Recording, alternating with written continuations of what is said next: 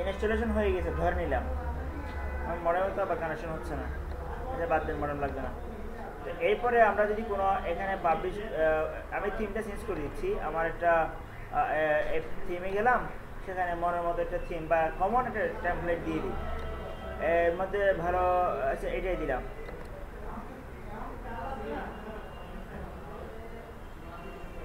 এবার আমরা দেখে নিই ওই টেমপ্লেটের অবস্থাটা কি। এই হলো টেমপ্লেট। প্রথমে আসি পোস্ট নিয়ে। যদি কোনো লেখারই সামনে দেখতে চাই, এখানে যদি কোনো পোস্ট দেখতে চাই, তাহলে আমাকে এই পোস্টে গিয়ে অ্যাড নিউতে যেতে হবে। এবার এখানে আমরা লিখে দিই যে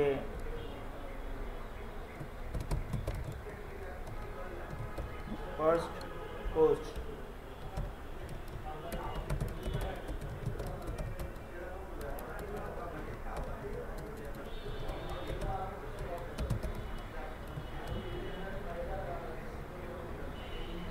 ওকে, আমরা পাবলিশ দিয়ে দিলাম। এইভাবে আমরা পোস্টগুলো করব এবং আমরা ফ্রন্ট পেজে গিয়ে রিফ্রেশ দিয়ে দেখে নিব কি অবস্থা সেটা। পোস্টটা চলে এসছে। এখানে দেখেন মানে সব পোস্টগুলো ধারাবাহিকভাবে এখানে আসতেছে। আপনি যদি স্পেশালি পোস্টের শিরোনামে ক্লিক করেন, তাহলে পোস্টটা ইন্ডিভিজুয়ালি খুলতেছে, যেখানে কমেন্টস করার একটা অপশন থাকতেছে। ক্লিয়ার? এই হলো পোস্ট করার নিয়ম। আমি আবার এখানে লোগোতে ক্লিক করলে হোম পেজে বা হোমে ক্লিক করলে আবার মেইন পেজে ফিরে আসছি। এটা হচ্ছে মেইন পেজ।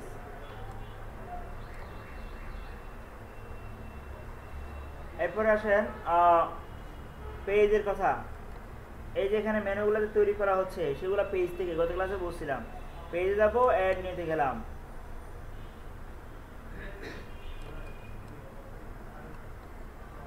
আমি নাম দিলাম কোর্সেস। এখানে একটা কিছু লিখলাম বা সামথিং লিখলাম, পাবলিশ।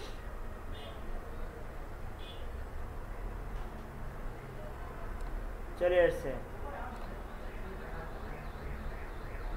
কোর্সে চলে আসছে। কোর্সে ক্লিক করলে ওই পেজের মধ্যে যা লেখা হয়েছে ওগুলো দেখাবে। দুইটা বিষয় গেল, আশা করি ক্লিয়ার, পোস্টের বিষয়টা এবং পেজের বিষয়টা। আসেন আবার, ধরুন আমি যে পোস্টগুলো করতেছি, আমি পোস্টগুলো ক্যাটাগরি ওয়াইজ হওয়ার জন্য এখানে পোস্টে ক্লিক করলে কিন্তু পোস্টগুলো আবার এখানে দেখাচ্ছে সব কটা পোস্ট। এখান থেকে এডিট করা যাবে, ডিলিট করা যাবে, মডিফাই করা যাবে, যা ইচ্ছে তা করা যাবে। আমি ক্যাটাগরি তৈরি করতেছি, পোস্টগুলো ক্যাটাগরি ভাগ করা থাকবে। কতগুলো আউটসোর্সিং নিয়ে, কতগুলো ওয়েব ডিজাইন নিয়ে, কতগুলো ওয়েব ডেভেলপমেন্ট নিয়ে, এভাবে ভাগ করা থাকবে। আমি ওয়েব ডেভেলপমেন্টে ক্লিক করলে ওয়েব ডেভেলপমেন্ট ক্যাটাগরিতে যে কটা পোস্ট আছে সবগুলো একই লিস্টে দেখাবে। অনেকগুলো পোস্ট ক্যাটাগরি ওয়াইজ, এগুলো ইজিলি খুঁজে বের করা যায় এইভাবে করলে। আচ্ছা, আমি পোস্টের নাম দিলাম এসইও, ক্যাটাগরির নাম দিলাম এসইও। এবার অ্যাড নিউ ক্যাটাগরি, এবার নাম দিলাম web, add new category. Hello hello ji, হ্যাঁ ক্লাসে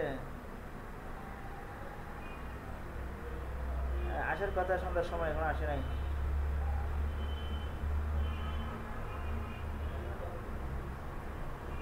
আচ্ছা, আমি ক্লাস থেকে বেরোই, আপনার সাথে কথা হবে, ফোন দিব।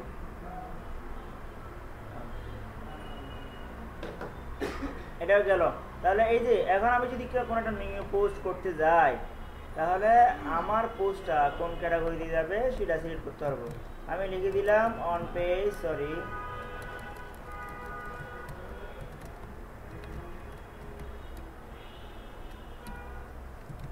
অন পেজ এসইও, সেখানে আমি লিখলাম অনেক লেখা। এবার আমি এটা যদি আমার এসইও ক্যাটাগরি দিতে চাই, তাহলে এসইও ক্যাটাগরি এখান থেকে ইজিলি ক্লিক করার মাধ্যমে সিলেক্ট করে দিবেন, পাবলিশ।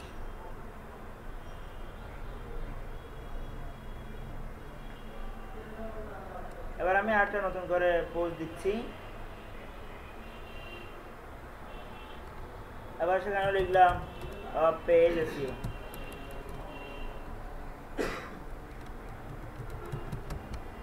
সেখানে একটা লেখা কি করলাম, সেটাও ধরেন এসইও ক্যাটাগরিতে রাখলাম। ফিচার ইমেজ তো বুঝেন, ফিচার ইমেজ চাইলে এখান থেকে একটা ইমেজ দিয়ে দিই। তাহলে ফিচার ইমেজে গিয়ে সিলেক্ট ইমেজ, ইমেজটা কোথা থেকে হবে, একটা ইমেজ এখান থেকে সিলেক্ট করে নিই আমরা। একটা ইমেজ নিলাম, ধরেন কোন একটা ইমেজ, আবার ইমেজটা চলে আসছে, দেন পাবলিশ। তাহলে আমি একটা ক্যাটাগরির মধ্যে দুটো পোস্ট দিলাম আর কি। আমার এই পোস্টগুলো জেনারেলি এখানে চলে আসবে, পোস্টগুলো নাম ইমেজ সহ ধারাবাহিকভাবে কিন্তু চলে আসতেছে। ক্যাটাগরি ওয়াইজ যে সিলেক্ট করবেন সেটা এখনো করি নাই, যদিও এখানে ক্যাটাগরি কতগুলো চলে আসছে। এই তো লেখাগুলো এখানে আসছে, ক্যাটাগরিটা এখানে চলে আসছে। এসইও ক্যাটাগরিতে যদি ক্লিক করা হয় তাহলে শুধু এসইও ক্যাটাগরি লেখাগুলো দেখাবে। এসইও ক্যাটাগরিতে দুটো পোস্টার দেওয়া আছে, এভাবে ক্যাটাগরি ওয়াইজ ভাগ করে দেওয়া যাবে। আপনি যেটা বুঝলেন সেটা হলো পেজ তৈরি করা যাবে আর ক্যাটাগরি ওয়াইজ তৈরি করা যাবে। যে ক্যাটাগরিগুলো আমরা তৈরি করি সেগুলো এই পাশে সাইড বারে আনা যায় ইজিলি, যেন ক্যাটাগরিতে ক্লিক করলে পোস্টগুলো দেখা যায়। এগুলোকে ওইজেট বলা হয়। কি বলা হয়? ওইজেট। আর দিতে হয় সেটা এখান থেকে অ্যাপিয়ারেন্স এসে ওইজেটে যাবেন। কোথায় যাবেন?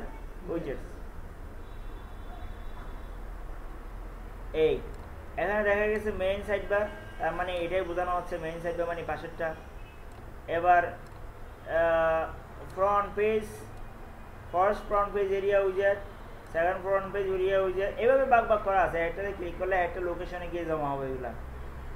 ধরেন আমি যাচ্ছিলাম এখান থেকে, এখানে অনেকগুলো অপশন দেওয়া আছে, সার্চ বাদ, রিসেন্ট পোস্ট বাদ, কমেন্টস বাদ, আর্কাইভ বাদ, ক্যাটাগরি, শুধু ক্যাটাগরিটা রাখলাম। ট্রেনে এদিকেও বাড়ি এসে ছেড়ে দিচ্ছি। অথবা আমি যাচ্ছি সেখানে ক্যাটাগরি পাশাপাশি আমার পেজগুলোও থাকবে। এই যে পেজেস ক্লিক করে চেপে ধরে টান দিয়ে ওখানে ছেড়ে দিলাম, জাস্ট চেপে ধরে টান দিয়ে ছেড়ে দেওয়া। আর টাইটেল কী হবে দিয়ে দেবেন। টাইটেল না হলে এই টাইটেল এটা এখানে যা লিখবে সেটা ওখানে টাইটেল আকারে দেখাবে, আর না লিখলে পেজটাই টাইটেল আকারে শো করবে। কোথায় শো করবে? এই জায়গায় দেখেন, এই পাশে ক্যাটাগরি, দুটো ক্যাটাগরি দেখাচ্ছে, সেখানে পেজগুলো দেখাচ্ছে। বুঝে গেছে? এটা বুঝছেন? পোস্ট ক্যাটাগরি তৈরি করা, ক্যাটাগরির মধ্যে পোস্ট দেওয়া, সেই ক্যাটাগরিগুলোর পাশে এখানে দেখানো। যদি ক্লিক করা হয় তাহলে ওই রিলেটেড পোস্টগুলো যেন দেখায়। কারো কোনো কনফিউশন আছে? নাই। এবার পেজগুলো নিয়ে একটু বলি। আমার কোর্সের ভিতরে আরো দুটো কোর্স করতে যাচ্ছি সাবমেনু আকারে, ড্রপডাউন আকারে। তাহলে আমি পেজে যাই, অ্যাড নিউতে গেলাম, পেজে, সেখানে আমার প্রথম পেজের নাম দিয়েছিলাম হলো কি কোর্সেস, সেখানে আমি দিলাম ওয়েব। কোর্সের মধ্যে এসইও দিই, এসইও ওয়েব দিলাম, ওয়েব দিলাম, সেটা রাখলাম কার ভিতরে? কোর্সের অধীনে রাখলাম। এভাবে সিলেক্ট করে দেওয়া যাবে, অধীনে করে দেওয়া যাবে। প্যারেন্ট হিসেবে কোনটা দিছি? কোর্সটা। আর একটা পেজ দিলাম নিও,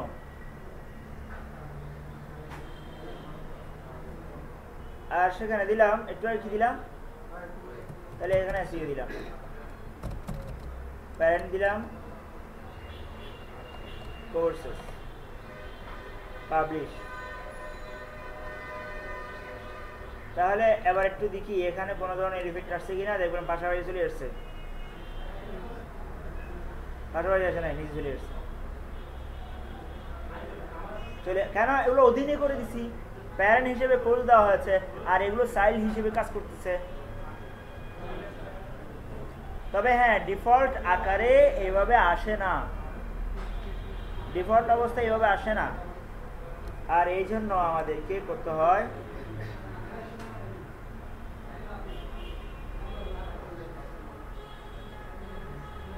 যেটা করতে হয়, অ্যাপিয়ারেন্সে গিয়ে মেনুতে যেতে হয়। অ্যাপিয়ারেন্স থেকে মেনু,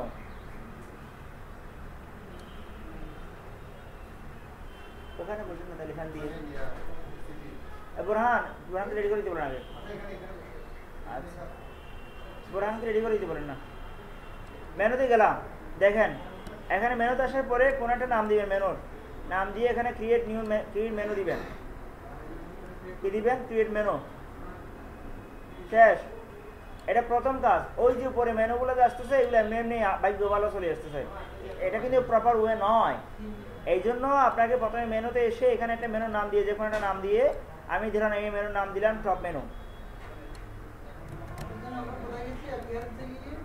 যেখান থেকে আসছি সে কেয়ার করেন নাই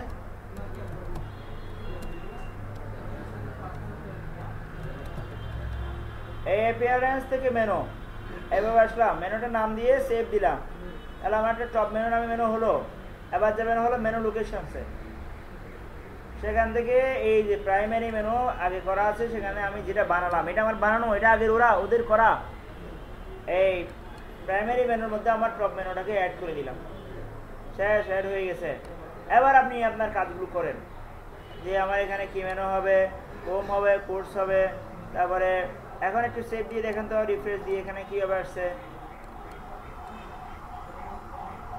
দেখছেন পাশাপাশি চলে আসছে ড্রপডাউন আসছে আসে নাই আর এবার আপনি আপনার কোর্সের অধীনে এসিউ রাখতে আছেন তাহলে এদিকে পাশে একটু টেনে দেন এই টেনে দিলে হবে সাবমেনু হয়ে গেছে এইভাবে এবার সেভ দিয়ে দেন তাহলে পেজ থেকে মেনু আকারে চলে আসে আচ্ছা আমি যে একটা ক্যাটাগরি বানালাম না ক্যাটাগরিটাকে যদি মনে করেন যে আমি এখানে এইভাবে রিফ্রেশ দিই ক্যাটাগরিটাকে এখানে আমি ইয়া আকারে দেখাবো হ্যাঁ মেনু আকারে দেখাবো পোস্টগুলোকে তার অধীনে দেখাবো তাহলে এইভাবে এখানে দেখেন এই পেজ থেকেও মেনুতে আনা যাবে ক্যাটাগরি থেকেও আনা যাবে এই জন্য ক্যাটাগরি দেখাচ্ছে আমি এসইউ ক্যাটাগরিটা সিলেক্ট করে অ্যাড টু মেনু দিলাম দেখেন তাহলে ক্যাটাগরিটা এখানে চলে আসছে সেটা অ্যাড টু মেনু দেওয়াতে এখানে চলে আসছে এবার আমি সেভ দিয়ে রিফ্রেশ দিলে দেখবেন চলে আসছে এবার এটা অধীনে গেলে ক্যাটাগরি আবার এখানে ক্লিক করলে পোস্টগুলো দেখাবে নিচ্ছে তাহলে ক্যাটাগরিকেও মেনুতে আনা যাবে আর একটা বিষয় করা যায় সেটা হচ্ছে হ্যাঁ না করছিলাম যে একজন পরে আসছেন না ওনাকে একটু দেখা দেওয়ার জন্য লিঙ্কে গেলাম আমি হচ্ছে এখানে একটা কন্ট্যাক্ট ফর্ম বানাবো কন্ট্যাক্ট দিলাম না সরি ধরেন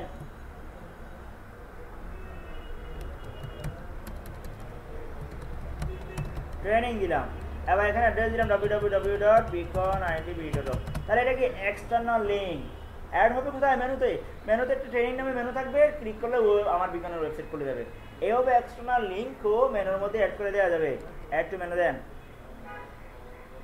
হয়ে গেছে ট্রেনিং ওকে এবার আমি সেভ দিয়ে দিই ট্রেনিং নামে চলে যাচ্ছে ক্লিক করলে বিজ্ঞানের ওয়েবসাইট খুলে যাচ্ছে বোঝা গেছে এই আশা করি ক্লিয়ার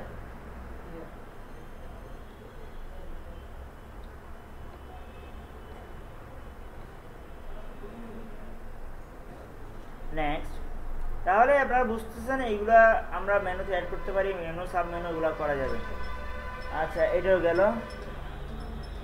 হ্যালো জি জি বলছিলাম